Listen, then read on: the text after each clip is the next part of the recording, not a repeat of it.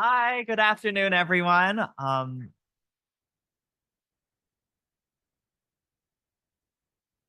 Yeah. Um, thanks, thanks to everyone for being here at this conference. I've learned so much already this morning. I have 12 minutes of your post-lunch time to kick off this conversation on the impact of MOTA on urban New England, and I'll pass it off to Dr. Morrison, who'll take it away. I'm Daniel Liauw. I use he, him pronouns. I did MGH Addiction Medicine Fellowship last year, and Woo! And clinically, I'll be working at MGH Chelsea Community Health Center doing primary care HIV addiction, as well as Bridge Clinic and consults time. I wanted to thank Karen Ryle, the MGH outpatient pharmacy director, who helped me as we came up with this talk, and then my co-presenter, Dr. Morrison, as well. He'll introduce himself later. And most importantly, the people with lived experience who have experience with methadone, who have taught me everything I know about it. They deserve to be on the stage, and we need more of their voices. Um, so I'll quickly set the stage for MOTA. 1972, FDA determines methadone to be safe and effective for OUD. 2 years later, DEA grants Congress additional jurisdiction, and then SAMHSA, DEA add additional rules for methadone for OUD beyond that for pain. And as we've heard all the excellent talks this morning, we're finally building momentum earlier this year with the SAMHSA's revised rule and all the great work that everyone at the OTPs are doing in pushing take-home bottles. But contextually, we also have over 7,000 addiction medicine and addiction psychiatry boarded physicians now. We have 70,000 retail pharmacies, over 1 million controlled substances prescribers in this country, and we have an overdose crisis that does not seem to be waning at all. Um,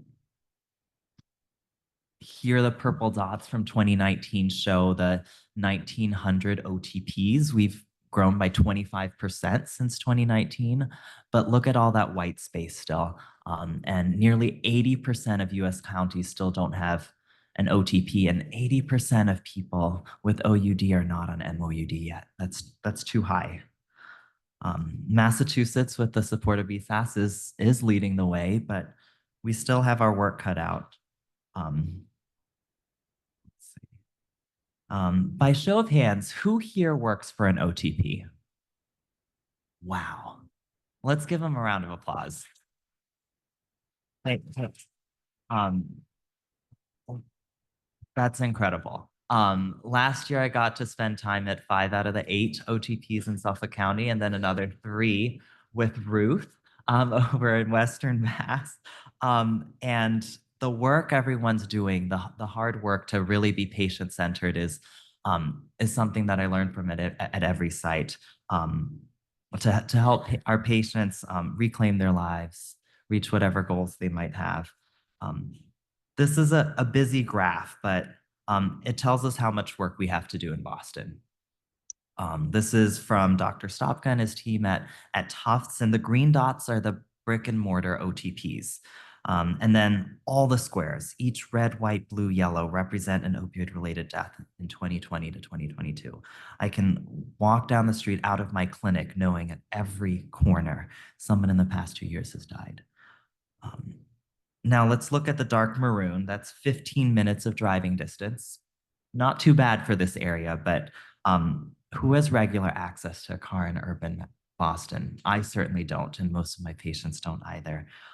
It's not good enough, and we need to turn those dark maroon spaces into gray spaces to be within 30 minutes even of walking distance. We know the supply is fentanyl. The treatment isn't 7 to 10 day antibiotic course. It's weeks, months, years. And it's imperative that we start making treatment a more attractive option. So this is where MOTA step is one step in that direction. It needs to get through the House. So please know who your representatives are and call. As we heard this morning from the incredible presentations, MOTA would allow board-certified addiction specialists to prescribe methadone for OUD from retail pharmacies. And I want to highlight both the bipartisan support in this and the maintenance of SAMHSA's restrictions on take-homes. And that's up to 7 take homes on day 1 of treatment, to 7. Um, in the rest of our time together, I want us to think about how MOTA could really change practice, how it could broaden our access and retention to methadone treatment, and secondarily, what are implementation considerations if it were to pass? What are the pharmacy, prescriber, and medication level considerations? So for the next minute, I want you to turn to your neighbor and talk about reasons why anyone we meet might benefit from a different model from receiving methadone from an OTP. I'm not here to fault any OTPs, and people are working really hard to make treatment accessible, but I want you to spend 1 minute post lunch, just chat with your neighbor and see what you come up with.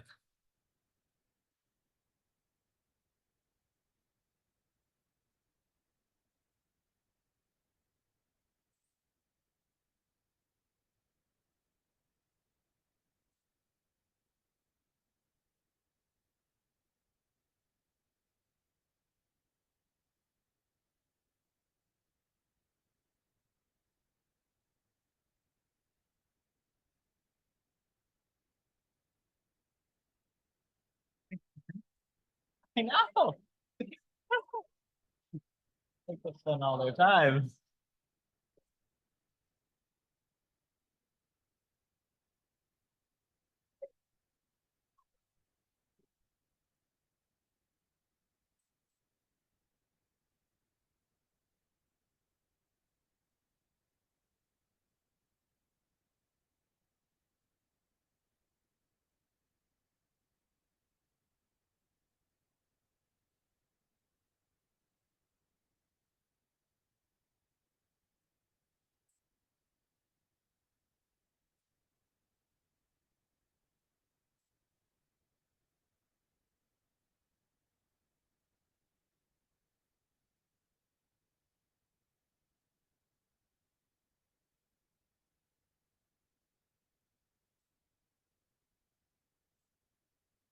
All right. Thanks so much for your discussion.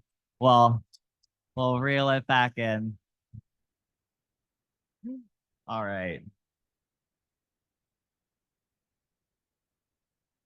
All right. Thanks everyone for chatting with your neighbor. We'll continue the rest of our conversation. Um, thank you again. Yes. Thanks for getting your creative juices flowing. Clearly doesn't take much to come up with some reasons. Um, Dr. Morrison will highlight some of the more financial, time-based, geographic access, basic things. These are a few that each represent at least one patient that I've met last year. And I do want to also acknowledge that we need to do way more listening to the people with lived experience. We need them at these conferences sharing their stories, and skilled nursing facilities, aging patients. I'll share one quote from a patient who asked for me to share it. They said, I ran away from my pimp last week only to find him standing outside my clinic. He knew the one place I needed to be, and he looked up their hours and he found me. Um, there are many more patients like her story, I'm sure. Um, and, you know, caregiving for anyone, I don't have children of my own, but new new parents, people who are primary caretakers. We need to be doing more for these patients. And then we all have met patients with so much carceral and structural trauma that make it hard to ascribe to any institutional setting, um, the medical complex, much less an OTP. And our patients are staying alive amidst this overdose crisis. They're so resilient. Um, and hearing that they must jump through hoops and hurdles, walk up to an hour each way just for the life-saving medication gives the perspective that they're not, quote, worthy of treatment. And that's not okay. Another patient of mine said, I don't want to die, but a life shackled to a clinic is not worth living.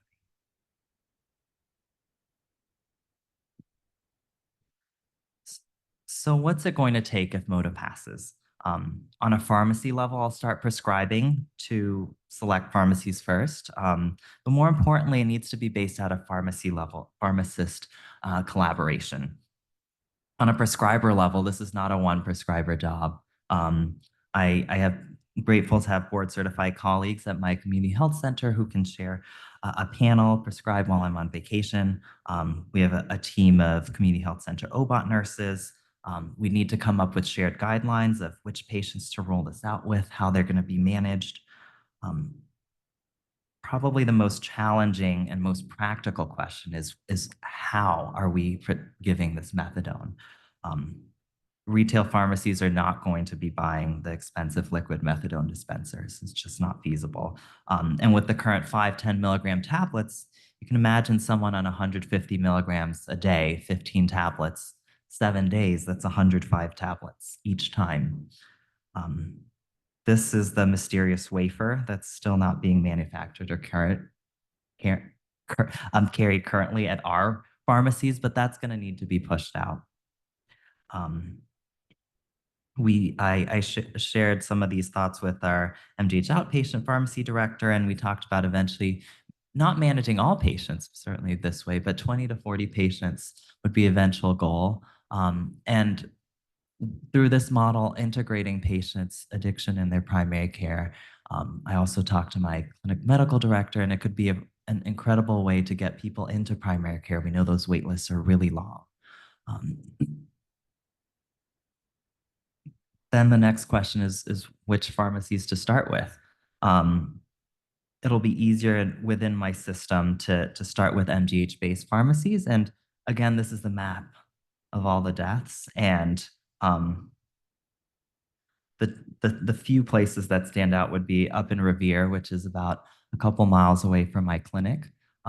There's a Revere Community Health Center pharmacy, in addition to the MGH outpatient pharmacy that's next door to our Bridge clinic, where we could have additional support. And then the large FQHC in East Boston, a lot of my patients do live there, and that would be a third place. Eventually, all 70,000 retail pharmacies are going to need to carry this. But I wanted to highlight that implementing MOTA will require careful planning and implementation. We can't drop the ball on our patients if it were to pass. But it could really meaningfully save lives, and that's what our patients deserve. And so I'll pass it on to Dr. Morrison to share his perspective from Vermont.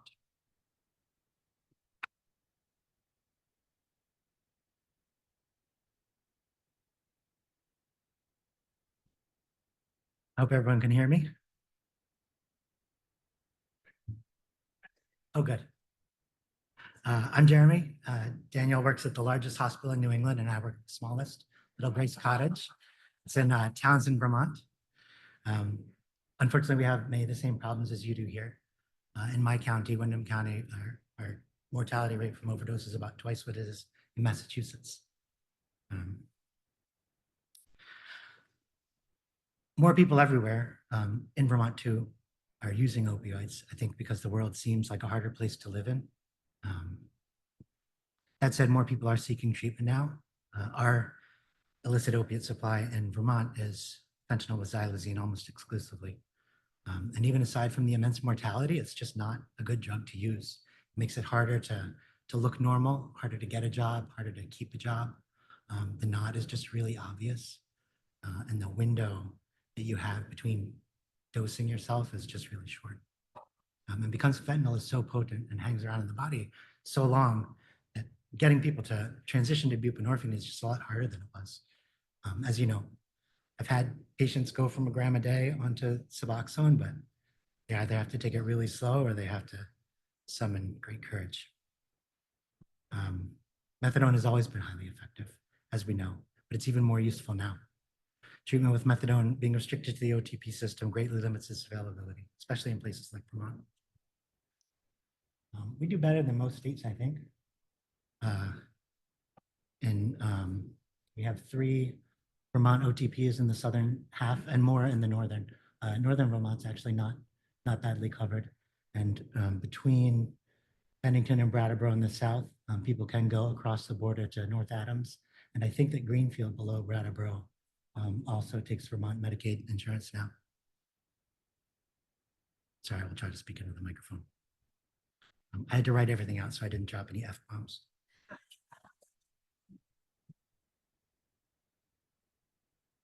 Here's a map with some texture. If you can imagine, only about half of the roads in Vermont are paved. So getting to an OTP is not always straightforward. In southern Vermont, there's sadly no meaningful public transportation. You can only get 4 rides a month from Medicare. Medicaid does offer rides for those who qualify, but they don't go everywhere. They're not super reliable, and that's especially true outside of big towns. And missed rides means that you don't dose, and if you missed rides in a row means that your dose gets cut, which is a really easy reason for people to stop going to clinic. I don't know if you guys still use envelopes in the big city, or if you just like boop the mailman with your phone. But this is how we do math in Vermont. Right. These are some rough numbers I wrote out for someone coming from the kind of left-hand side of the map, where it could be up to 50 miles to get to an OTP, which doesn't sound like a lot, but if you see how bumpy it is, it actually takes a long time. Gas was $3.45 a gallon in Townsend the day I made the slide. 100 miles round trip every day for a month, and it's a little over $600. AAA says that drivers in 2023 averaged 9.83 cents per mile driven on maintenance and repairs and placing tires and stuff. If you're driving 100 hilly miles to and from clinic every day, that's $295 a month, and added to the $600 of gas, your out-of-pocket cost for methadone treatment in rural Vermont could be $900 a month, which is about what you would make working half-time for minimum wage, then another 80 hours of time spent, which is really conservative. And that's a full-time job for your first 3 months, which is feasible. It's not undoable. And I've had this conversation and this similar thing on scraps of paper with patients much closer to the clinic, just trying to convince them that treatment would save them money in the long run. You know, hustling a $200 or $300 a day habit on no fixed income is also a full-time job, or 2 full-time jobs. And the precarity of it feels really crappy. I didn't write crappy. I will stick to this. Most people will try the methadone clinic once.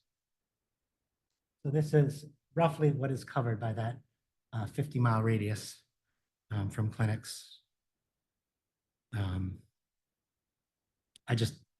The blue lines are, they go along the roads because it's easy to drive on the roads, and things get kind of squiggly in the hills.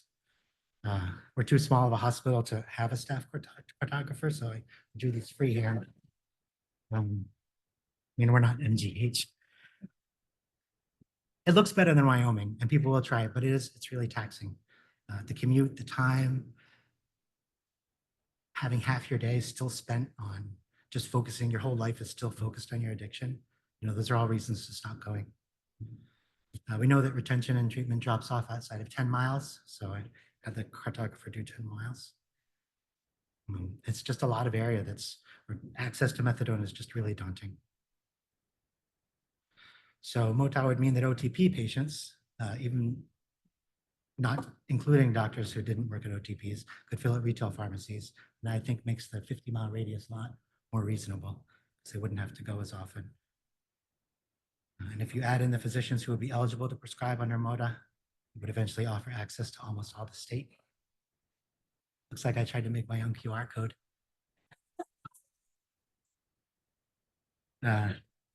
This is a more Euclidean representation of that.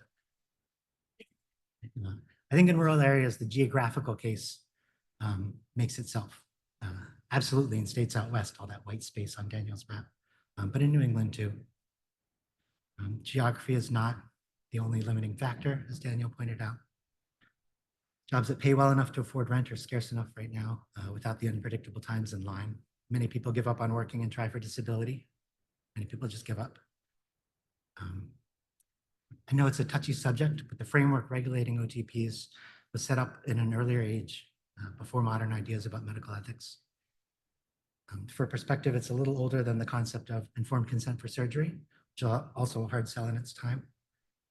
I don't know if Vermonters are especially prickly. Maybe everyone's prickly. but it can be hard to take. In the interest of cultural exchange, I would like to tell you a classic old Vermont joke. So, it's a classic Vermonter. One clear fall day, a dude from the city, probably Boston, is driving around up in the hills. He's driving slowly because it's a dirt road. He doesn't want to mess up his nice car, but also it's a really pretty day and he's taking in the scenery and the leaves and the farmlands. And up ahead, he sees what looks like a board with a pig climbing up it into a tree. So he pulls over and he stops. And sure enough, there's this farmer holding a ladder and there's a board leaning up against it and a pig. It's walked up to the top and it's eating apples out of the tree. When it's eating all the apples it can reach, pig walks down. Farmer takes the board down, moves the ladder a couple of feet, puts the board back up. The pig walks up again, starts eating apples. Eats all the apples it can get, starts walking down again. City dude goes, "Hey, that looks like a lot more work than it needs to be." The farmer goes, "Wow, I used to just hold her up there to eat, but she's getting kind of big." And the city guy goes, "No. I think you could save a lot of time if you knock the apples out of the tree and you just let the pig eat them off the ground." Farmer looks at him and goes, "Time? What is time to a pig?"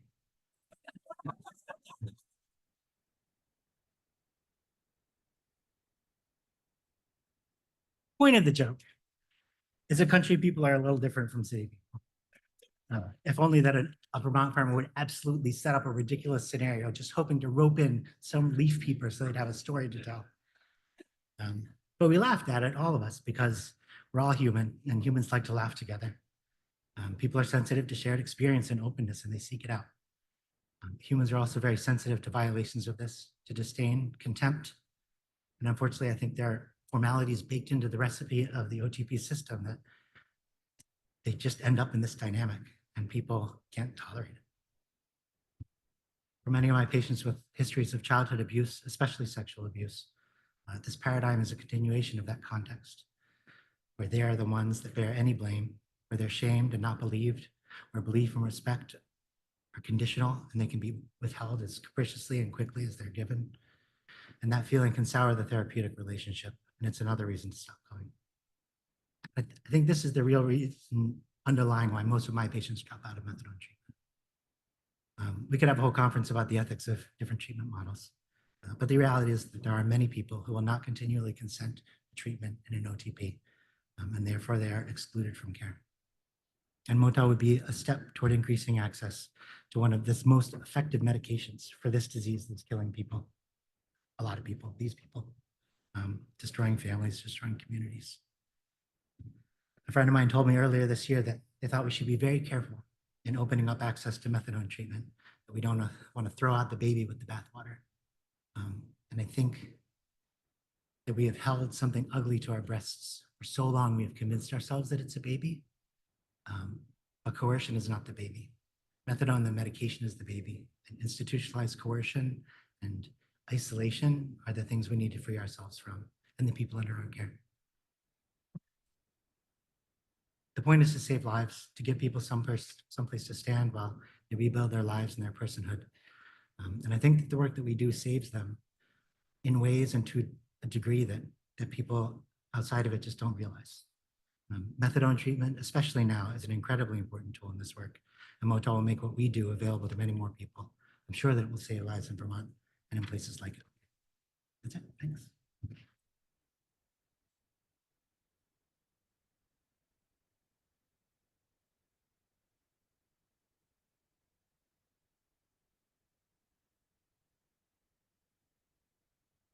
Questions, heckling?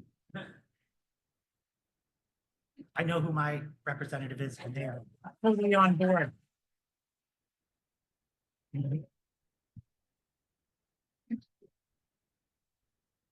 Both of you did it. My name is Steve Jones. I'm from Florence, Massachusetts. Both of you did an incredibly great job of presenting this problem. And the question is, what do we do about the organizations of the OTPs? Norcross called them the cartel. How are we going to get even past? It's a huge challenge, and it's obviously only the tiniest little step towards achieving real access. I'd be interested what you'd suggest we should do. Money talks. The private equity corporations that control most of the OTPs in Vermont have a huge presence in the state house. But tears talk too in people's stories. And I think that it's going to be harder and harder to find people in power who have not been personally affected by this. And I think that change will happen. We have to push as hard as we can. Okay. Hi, that was that was actually very good. I'm Samuela Manages, and I'm from Northern Maine, north of Bangor. Yeah, and I'm on the Canadian border. I'm actually one of 2 addiction specialists in the entire county, and we're limited with pharmacies. And I just nonchalantly brought it up to the one pharmacy we have in our area. It's like, hey, by the way, if we happen to write a script for methadone, would you be open, to fill it? And of course, he started citing DEA. They're going to be after me. And so if we're running into issues with pharmacies that do not want to prescribe, how do we navigate that? Because I'm going to be in a really tight spot.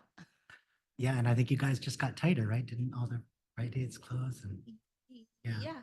all of our community pharmacies in Vermont mostly have closed. We have a few. Yeah. In my area, at least, I work for this tiny hospital, but we do own a pharmacy, and they'll do what we say. I mean, they'll be behind it. I think if we can show that it's profitable, they'll do it because that's what people will do. Okay. Thank you. Yeah. I just had a Phoebe Cushman from Spectrum. One of the things that I know, it's not an original thought, that there's this problem with MOTAA, which is that it has to be a board certified addiction specialist. And in addition to that being kind of a barrier, it's going to get even harder soon to get it board certified because they're taking away the practice pathway. Does anybody, for you guys or other people, are there movements to try to push that? I know it was already pushed out once, the practice pathway with COVID, but it just seems like they're kind of, we're going to open up barriers but they're putting more in. Yes. I mean, eventually addiction treatment has to become medical, right? This is not medicine. In medicine, we have this assumption that people have a right to respect and dignity, except if you use drugs, then you have to earn it. Like this isn't, no one's going to stand in line for treatment for anything else. And nor it wouldn't be even acceptable. It wouldn't be considered legal or ethical in any other realm. And I think eventually addiction medicine is going to have to become medicine instead of this carceral model. It was invented a long time ago and things were different back then. They were still, sterilizing American Indians against their consent. It's a different time now. And I think now is a time when we can do it. I think it will have to be slow. And I think as much as I like to blow shit up, as much as I like to, I see something wrong, I just want to set it on fire and build it over. I think this is not a bad way to do it because we can use this small area and there are people who will die because we go slowly, but we can use this to show that we can do it safely. The pandemic was the thing that showed that we could do something safely and that letting off these things that people swore, just like they did Suboxone, everyone's like, everyone's going to die, and then COVID came and we gave people take homes like, everyone's going to die. People keep not everyone dying from that. People keep dying from fentanyl. And I think that when we do this and not everyone dies, then there will be another step and another step. And we'll have to go as quickly as we can, but as slowly as is practical. Thanks. Curious if you know or could speak to any of the conversation if board certification in addiction extends to APRNs or PAs in regards to MOTAA legislation. I don't believe it does, except clinicians. I don't know if they have to be physicians who work at an OTP can prescribe. They don't have to be board certified. All right.